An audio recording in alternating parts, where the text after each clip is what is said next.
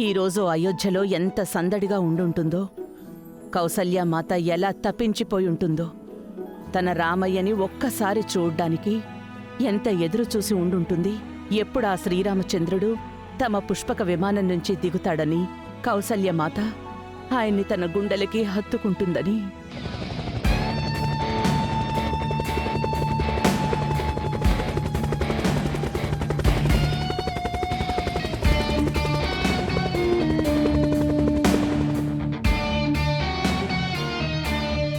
ఇంకా ఆయన అమ్మగారు, ఆయన ప్రజలు, ఇంకా అయోధ్య రాజ్య సింహాసనానికి ఎదురుచూపులు కూడా ముగిసిపోయాయి.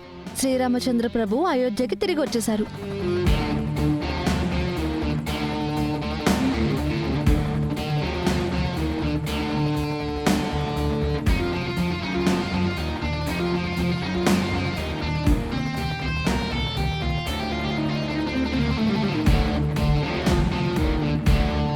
ఇంట్లో అన్ని ఏర్పాట్లు జరిగిపోయి ఉంటాయి. ఇక తొందరగా అమ్మ దగ్గరికి వెళ్ళిపోవాలంతే.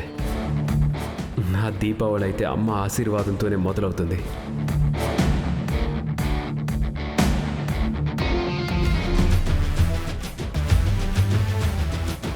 అరే భలే, ముగ్గు చాలా బాగుంది వసు. ఆ వసు, ఇన్నేళ్లలో ఎవరు ఇంత చక్కటి ముగ్గు పెట్టనే లేదు. అవునా పిన్ని, పెద్దమ్మగారికి కూడా ఈ ముగ్గు నచ్చితే అంతే చాలు.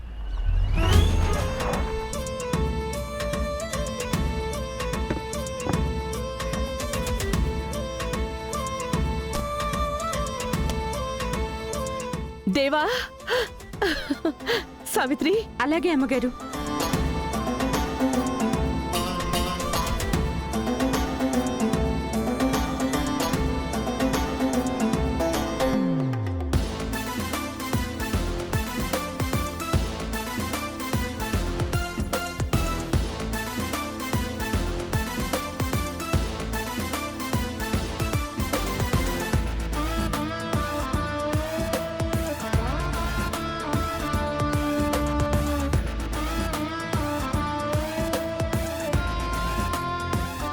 అమ్మా, మీకు ఎప్పుడు ముందే ఎలా తెలిసిపోతుంది నేను వస్తున్నానని?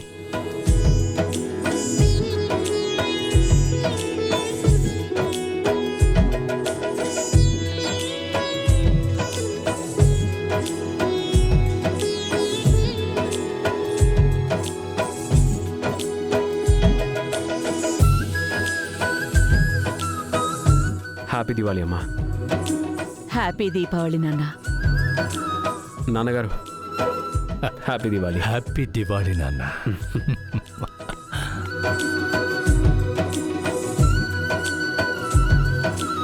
అమ్మా, ఈసారి గుమ్మ ముందు ముగ్గు చూసారా? ఈ సంవత్సరం ముగ్గు అయితే చాలా అద్భుతంగా ఉంది.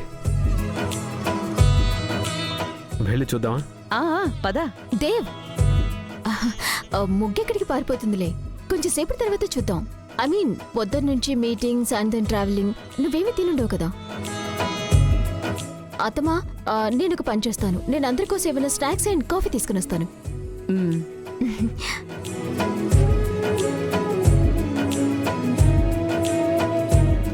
అరే ఏంటి కల్పన?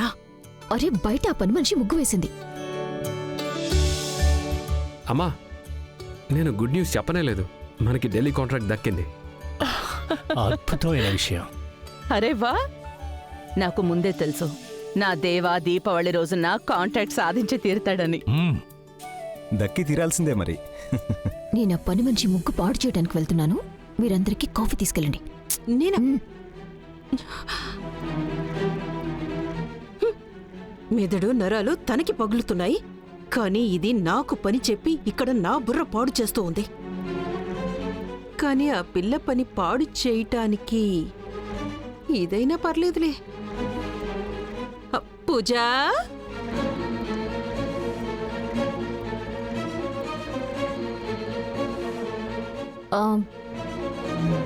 అన్ని అలంకరణలు ఇక్కడ చేస్తావా లేక మీ ఇంట్లో కూడా ఏమైనా చేస్తావా? వెళ్ళు, నీ తమ్ముడు వెయిట్ చేస్తుంటాడు.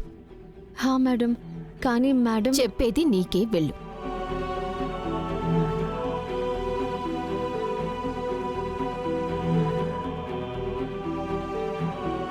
మీరందరేంటి ఇక్కడ నిలబడి మోహన్ చూస్తున్నారు? వెళ్ళండి ఇక్కడి నుంచి. మీరు కూడా వెళ్ళి టీ అది తాగిరండి, వెళ్ళండి.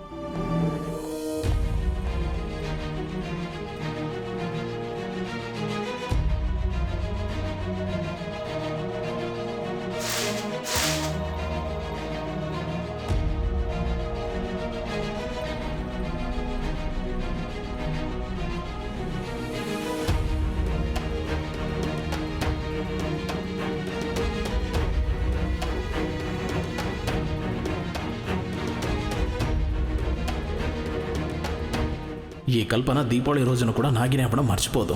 దీపావళి శుభాకాంక్షలు. ఇవి మీ ఇద్దరి కోసం దీపావళి కానుకలు. ఇవి నీకోసం లక్ష్మీ పూజ సామాగ్రి మొత్తం తెచ్చాను. నువ్వు అడిగిన మట్టి దీపాలు కూడా. నాన్న, మట్టి ప్రమిదలా? ఇవంటే నాకు చాలా ఇష్టం. ఆ, ఇవి నీకోసం. అరే నీకోసం కూడా తెచ్చానులే గిరక. ముందైతే నీ కానుకలు చూసుకో.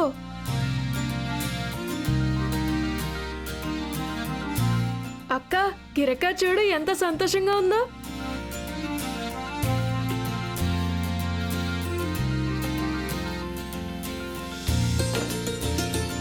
సరే, ఇక నాది చూస్తాను. అరే వావ్, టపాకాయలు! నేను ఇప్పుడే అనుకున్నాను నాన్నగారు పటాకాయలు ఎప్పుడు తెస్తారు అని. నేను వెళ్ళివి కాలుస్తాను. అరే అరే రఘు,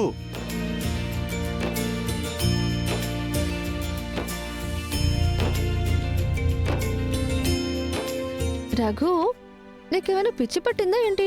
నువ్వు పెద్ద మొద్దువి. నువ్వు మర్చిపోయావా? మనం హైదరాబాద్లో ఉన్నాము. నాన్న ఏం చెప్పారు? హైదరాబాద్లో హడావిడి ముందు అన్ని టపాకాయలు ఫెయిలే. మరి కాస్త నీ టపాకాయలు దాచుకో, మనం తర్వాత కాల్చుకోవచ్చు. అసలు ముందు చూద్దాం కదా, మరి అంత హడావిడి ఏం చేస్తారో ఈ పట్టణంలో కదా. ముందు అందరు టపాకాయలు కాలుస్తుంటే చూద్దాం, ఆ తర్వాత అందరూ అయిపోయాక మనం కాలుద్దాం. అది అలా ఉండాలి. ఇంతకీ నాన్న, ఈసారి దీపావళి నిజంగా చాలా మంచిగా ఉందట. ఇన్నేళ్ల తర్వాత మనం ముగ్గురం కలిసి దీపావళి జరుపుకుంటున్నాం. అదే కాక ఈసారి నాకు పెద్దమ్మ గారి కోసం ముగ్గు పెట్టే అవకాశం కూడా దొరికింది. అరే అవునా? ముగ్గా? ఆ దీపావళి ముగ్గు నువ్వే వేసావా? బాగుంది కదా. కానీ దాన్ని కల్పన మేడం పాడు చేసేశారు.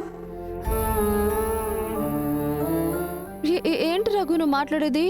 అవును, నేను నా కళ్ళారా చూశాను. కల్పన మేడం దాన్ని పాడు చేశారు. పెద్దమ్మగా చూడడానికి ముందే నా ముగ్గురు సరి చేసి తీరాలి.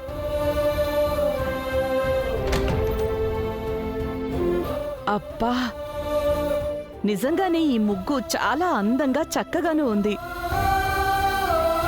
కానీ ఇది సగం పాడైన ముగ్గేగా. ఇది మంచి శకునం కాదు. ఈ ముగ్గుని మహాలక్ష్మి స్వాగతించటానికి వేస్తారు. కాని ఇలాంటి ముగ్గు చూసి మహాలక్ష్మి ఎందుకొస్తుంది?